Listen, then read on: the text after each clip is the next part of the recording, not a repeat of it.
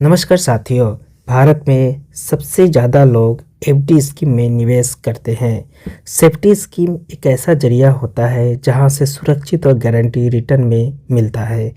जब भी हम अपने पैसे को एफडी स्कीम में निवेश करते हैं, लेकिन क्या आपको पता है टीडीएस काटने के बाद अंत में आपको कितना घाटा उठाना पड़ सकता है? तो आइए जानते हैं इसके बारे में पूरी जानकारी विस्तार से। अगर आप भी फिक्स डिपॉजिट में निवेश करने के लिए सोच रहे हैं तो आपको सबसे पहले यहाँ पर दी गई जानकारी को जानना बहुत ज़रूरी है। बता दें कि फिक्स डिपॉजिट में निवेश करना सबसे सुरक्षित स्थान माना जाता है और यह सबसे लोकप्रिय निवेश साधन है। लेकिन क्या आपको पता है कि इस तरह के निवेश पर टैक्स के बाद रिटर्न आमतौर पर बैंक द्वारा दिए जाने वाले ब्याज से कम होते हैं। अगर आपको टर्म डिपॉजिट पर 7% से लेकर 8% तक का ब्याज मिल रहा है तो इसका मतलब यह नहीं है कि आपको टैक्स कटौतियों के बाद वही दर मिलेगा। ऐसे इसलिए क्योंकि सावधि जमा आय एफडी स्कीम पर 10% टीडीएस काटा जाता है, जिसे व्यक्ति के कुल आय में जोड़ा जाता है और ये टैक्स स्लैब के अनुसार कर लगाया जाता है। अब हमें टीडीएस का पूरी कैलकुलेशन को समझना बहुत जरूरी है।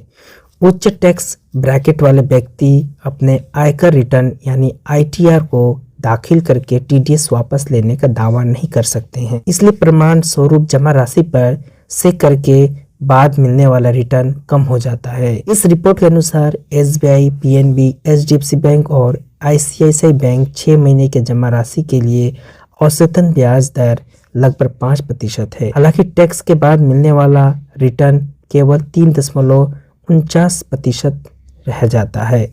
इस तरह से बैंक में 5 साल के जमा राशि के लिए औसतन ब्याज दर लगभग 6.75% होता है, लेकिन टैक्स के बाद जो रिटर्न आपको मिल रहा है वह सिर्फ 4.9% ही रह जाता है।